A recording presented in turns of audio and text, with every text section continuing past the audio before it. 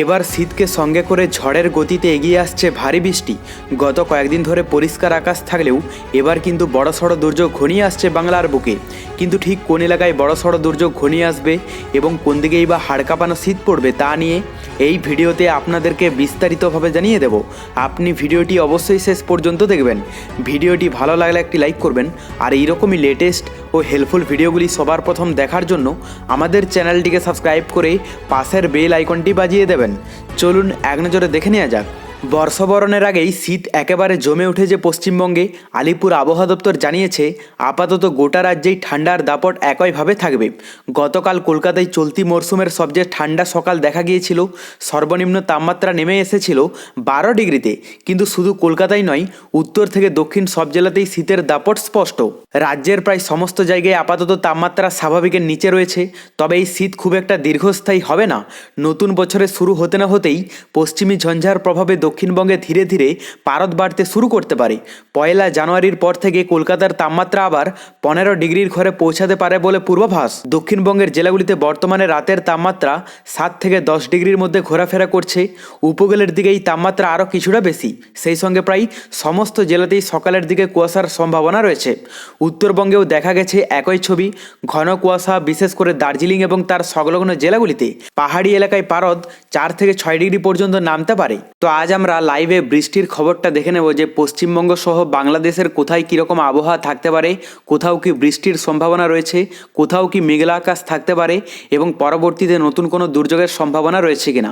আমরা সকালের দিকটা প্রথমেই পশ্চিমবঙ্গের দক্ষিণবঙ্গের এলাকাগুলো দিয়ে যদি স্টার্ট করি, তো এখানে কলকাতা, হাওড়া, হুগলি, চন্দ্রকোনা, খড়গপুর, চাকুলিয়া, জামশেদপুর, ঝাড়গ্রাম, বাঁকুড়া, পুরুলিয়া, ধানবাদ, আসানসোল, বোলপুর, বর্ধমান, কৃষ্ণনগর, বহরমপুর, মুর্শিদাবাদ, মোটামুটি দক্ষিণবঙ্গের সমস্ত এলাকার আবহাওয়া পরিষ্কার দেখতে পাওয়া যাচ্ছে। কোথাও সেই রকমভাবে বৃষ্টির সম্ভাবনা নেই। দুপুরের দিকটাও কিন্তু একই থাকবে এবং রাতের দিকেও কোনো রকম পরিবর্তন দেখতে পাওয়া যাচ্ছে না। সেই সঙ্গে আমরা যদি উত্তরবঙ্গের আপডেটটা দেখে নিই, তো উত্তরবঙ্গের মধ্যে এখানে দার্জিলিংয়ে কিন্তু বৃষ্টির হালকা সম্ভাবনা রয়েছে সকালের দিকটাতে। কালিম্পং, কার্শিয়ংয়ে পরিষ্কার আবহাওয়াই থাকবে। বাদবাকি শিলিগুড়ি, আলিপুরদুয়ার, জলপাইগুড়ি, কোচবিহার এগুলোতেও কিন্তু পরিষ্কার দেখতে পাওয়া যাচ্ছে। কিন্তু আমরা যদি দুপুরের দিকটা দেখে নিই, তো দুপুরের দিকের মধ্যেও কিন্তু দার্জিলিংয়ে হালকা আভাস থাকবে সকালের মতোই। তবে কালিম্পং, কার্শিয়ংয়ে কিন্তু বৃষ্টির সম্ভাবনা নেই বললেই চলে এবং বাদবাকি আলিপুরদুয়ার, কোচবিহার, জলপাইগুড়িতেও কিন্তু পরিষ্কার আবহাওয়া থাকবে সকালের মতোই। রাতের দিকটাও কোনো রকম চেঞ্জেস নেই। দার্জিলিংয়ে যেরকমভাবে ছিল সেই রকমভাবে সকাল থেকে রাত পর্যন্ত দার্জিলিংয়ে ইফেক্ট পড়লেও কালিম্পং, কার্শিয়ং সহ বাকি উত্তরবঙ্গের জেলাগুলোতে সম্পূর্ণ পরিষ্কার আবহাওয়া থাকবে। এরপর আমরা বাংলাদেশের আপডেটটা দেখে নেব। তো বাংলাদেশের সমুদ্র উপকূলবর্তী এলাকার মধ্যে যা দেখতে পাওয়া যাচ্ছে তাতে সকালের দিকটাতে সম্পূর্ণ পরিষ্কার আকাশ থাকবে। এখানে চট্টগ্রাম, ফটিকছড়ি, মানিকছড়ি, কুতুবদিয়া, কক্সবাজার, টেকনাফ, এদিকে বরগুনা, পিরোজপুর, বরিশাল, মঠবাড়িয়া, মোটামুটি বাংলাদেশেরও সমস্ত এলাকার আবহাওয়া পরিষ্কার দেখতে পাওয়া যাচ্ছে। এখানে রংপুর, রাজশাহী, ময়মনসিংহ, সিলেট, ঢাকা, কুমিল্লা, এদিকে খুলনা, বরিশাল, মোটামুটি সমস্ত এলাকাগুলোতে পরিষ্কার আবহাওয়া থাকবে সকাল, বিকেল এবং রাতের দিকটাতে। শুধুমাত্র পশ্চিমবঙ্গের উত্তরবঙ্গের এলাকাগুলোতে কিন্তু হালকা মেঘলা আকাশ এবং বৃষ্টির সম্ভাবনা রয়েছে। বাদবাকি সমস্ত এলাকার আবহাওয়া পরিষ্কার। এরপর আমরা বঙ্গোপসাগরের আবহাওয়াটা দেখে নেব। তো এখানে বঙ্গোপসাগরে যা দেখতে পাওয়া যাচ্ছে তাতে এই অংশে মানে বঙ্গোপসাগরের মিডিলের অংশে কিন্তু বৃষ্টির একটা সম্ভাবনা দেখতে পাওয়া যাচ্ছে এবং এর ইফেক্টটা পড়তে পারে শ্রীলঙ্কা উপকূলে।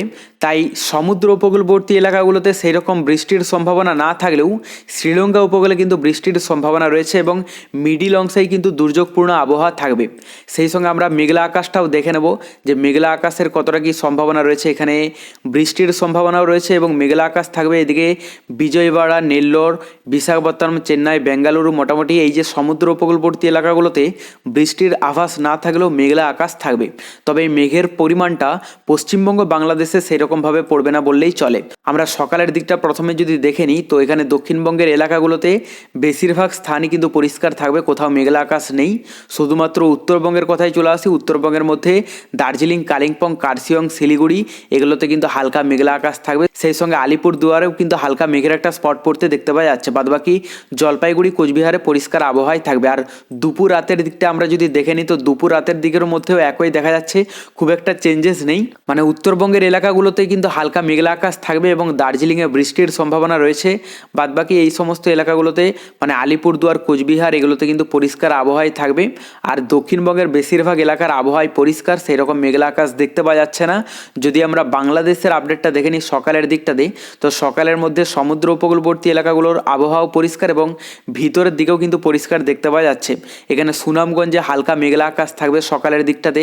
রাতের দিকটা আমরা যদি দেখে নিই, রাতের দিকের মধ্যে বগুড়া, নওগাঁ, এদিকে বালুরঘাট, সেই সঙ্গে কিশোরগঞ্জ, ময়মনসিংহ, শেরপুর, উপরের দিকে যদি বলা যায় সুনামগঞ্জ, সিলেট, মোটামুটি এই সমস্ত কয়েকটা এলাকা আছে যেগুলোতে দুপুরের দিকটাতে হালকা মেঘের একটা স্পট পড়তে পারে। আর রাতের দিকের মধ্যে এখানে সেই রকমভাবে আবারও কমে যাবে, বেশিরভাগ এলাকার আবহাওয়ায় পরিষ্কার থাকবে। উপরের দিকের মধ্যে গোয়ালপাড়া, এদিকে শিলং, গুয়াহাটি কয়েকটা এলাকা আছে যেগুলোতে হালকা মেঘের একটা স্পট পড়তে দেখতে পাওয়া যাচ্ছে।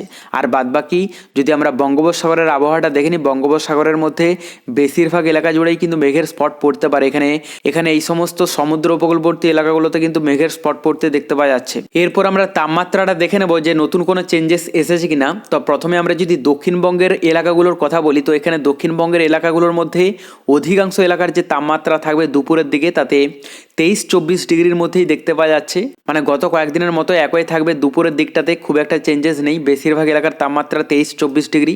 আর উত্তরবঙ্গের কথা বলতে গেলে উত্তরবঙ্গের মধ্যে দার্জিলিংয়ে 14, এদিকে কালিম্পং, কার্শিয়ংয়ে 14 ডিগ্রির মধ্যেই থাকবে। আর বাদবাকি আলিপুরদুয়ার, কোচবিহার, জলপাইগুড়ি এগুলোতেও কিন্তু মোটামুটি 21 ডিগ্রির মধ্যেই দেখতে পাওয়া যাচ্ছে। আর বাংলাদেশের কথা বলতে গেলে সমুদ্র উপকূলবর্তী এলাকাগুলোতে 23-24 ডিগ্রি থাকবে। আর ভিতরের এলাকাগুলোর মধ্যে বেশিরভাগ এলাকার তাপমাত্রা থাকতে পারে 21 থেকে 23 ডিগ্রির মধ্যে। রাতের দিকটা আমরা দেখে নেব, রাতের দিকের মধ্যে অধিকাংশ এলাকার তাপমাত্রা থাকতে পারে 12 থেকে 14-15 ডিগ্রি। কলকাতাতে 17 ডিগ্রি থাকবে আর খড়গপুরে 14। বাদবাকি উত্তরবঙ্গের কথা বলতে গেলে দার্জিলিংয়ে মোটামুটি 9 ডিগ্রিতে নেমে যাবে, কালিম্পংয়ে 12, কার্শিয়ংয়ে 11, আর বাদবাকি আলিপুরদুয়ার, কোচবিহার, জলপাইগুড়ি এগুলোতে 14 ডিগ্রির মধ্যে দেখতে পাওয়া যাচ্ছে। বাংলাদেশের কথা বলতে গেলে সমুদ্র উপকূলবর্তী এলাকাগুলোতে 17 ডিগ্রির মধ্যে থাকবে এবং ভিতরের এলাকাগুলোর মধ্যে অধিকাংশ এলাকার তাপমাত্রা থাকতে পারে 12 থেকে 13-14 ডিগ্রির মধ্যে। বর্তমানে বঙ্গোপসাগরে নতুন কোনো দুর্যোগ নেই, তবে পরবর্তীতে নতুন কোনো দুর্যোগের আভাস পেলে আমরা আপনাদেরকে লাইভে জানিয়ে দেব। তার জন্য চ্যানেলটিকে সাবস্ক্রাইব করে রাখতে ভুলবেন না।